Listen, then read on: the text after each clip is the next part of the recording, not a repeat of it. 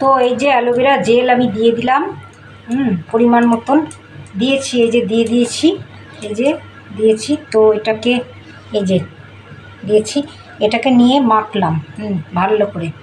লেবুর রস তো নিয়েইছি।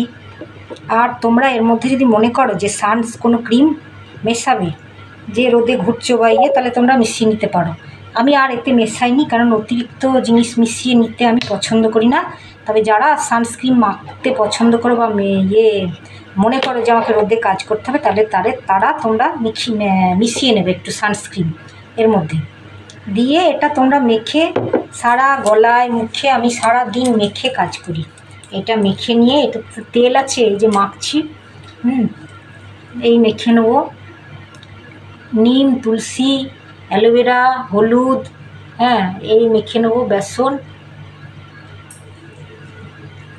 লেবু আর হলুদ, এই গোটা গলায় টলায় সবেতে মেখে নেব, যতটা পরিমাণ আমার খোলা থাকবে, যাতে আমার রঙটা কালো না হয়। তো আমার মা আমাকে বলতো যে তুই তো কোনো মুখের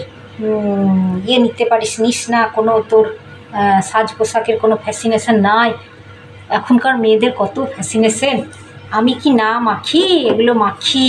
যদি না মাখতাম তাহলে আমার মুখে অনেক রকম র্যাশ বেরোতো। আমি ওই ক্রিম জাতীয়, ওই কেমিক্যালস দেওয়া ওই সব জিনিস মাখতে পছন্দ করি না। কারণ যেটা আমার ঘরেই আছে, আমি যেটা মানে ভেষজ জিনিস পাবো, সেখানে আমি ওই সব জিনিস পয়সা দিয়ে কিনতেও হবে, প্লাস ওতে যে কার স্কিনে কোনটা লাগবে সেটা তো কেউ জানে না। আমার স্কিনে না ওটা হতে পারে, মানে না ওটা প্রযোজ্য হতে পারে। তো সেই জন্য আমি ওগুলো মাখি না।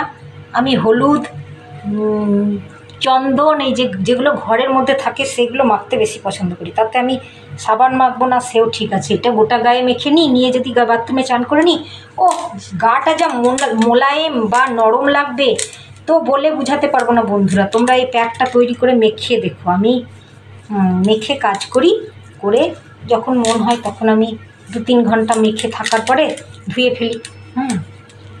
তো সত্যি ভালো লাগে। তো এরপরে আর কিছু মাখার প্রয়োজন পড়ে না, সানস্ক্রিনই বলো আর যে ক্রিমই বলো না কেন।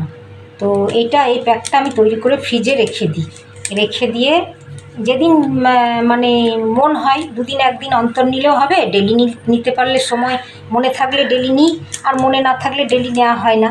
তো এটা করি। আমার শরীরে হয়তো গ্রোথ নাই, কেন না আমি খুব একটা মোটা নয়, রোগা। তো কিন্তু আমার চামড়া বলো, মুখের চামড়া, কোনো র্যাশ বা কোনো কালো দাগ বা কোনো ওইসব কোনো দিন ছিল না, নাইও।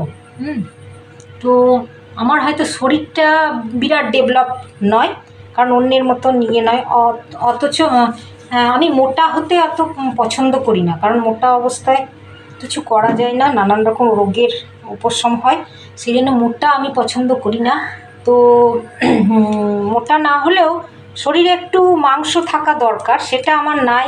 সেটা কেন নাই না, আমার অনেক রকম কারণে নাই। মানুষের তো পরিস্থিতি সবার সমান হয় না, যার যেমন পরিস্থিতি সে অনুযায়ী মেন্টাল ডিস্টার্ব থাকে, সেই ডিস্টার্ব অনুযায়ী তার সব কিছুই মানে ঘাটতি হয়ে যায় না। সেই জন্য সে ডিস্টার্বের কথা তো সবাইকে বলা যায় না, সেই জন্যে বলি না, কোনো দিনই কাউকে কোনো কথা ওইসব বলা যাবেও না, বলিও না। তো সেই জন্য আমার শরীরটা খারাপ। তাছাড়া আমার বড় বড় অপারেশন হয়েছে, সেই অপারেশনকে মেনটেন করে যে আমি বেঁচে দাঁড়িয়ে আছি, এটাই বিরাট ভগবানের কাছে আমি কামনা করেছিলাম, তাই দাঁড়িয়ে আছি, নাহলে আমি হয়তো মরেই যেতাম।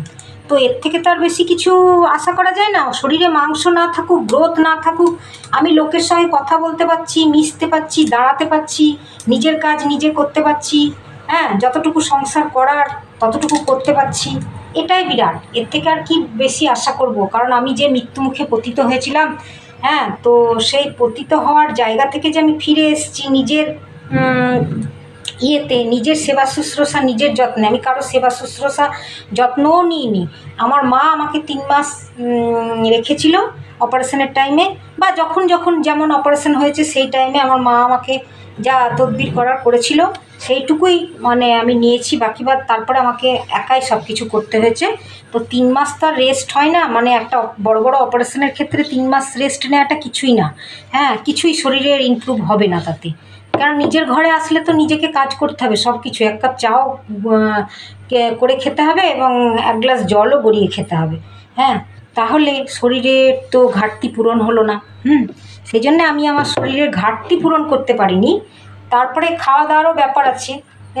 মানুষের কাজকর্ম করতে গেলে দেরি হয়ে যায়, বা অনেক কিছু টাইম মেনটেন করে খাওয়া হয় না, সেটা তো আছেই। সেই জন্য আমার শরীরের হয়তো ডেভেলপমেন্ট নেই, কিন্তু আমার শরীরে না থাকলেও আমার চামড়ার মধ্যে কোনো মানে দাগ দুগ বা কোনো র্যাশ বলো, এইসব কিন্তু আমার নেই। কারণ আমি এইগুলোই মাখি। হ্যাঁ, তারপরে মাঝে মধ্যে দুধের সর, এর সঙ্গে বেসন মিশিয়ে বা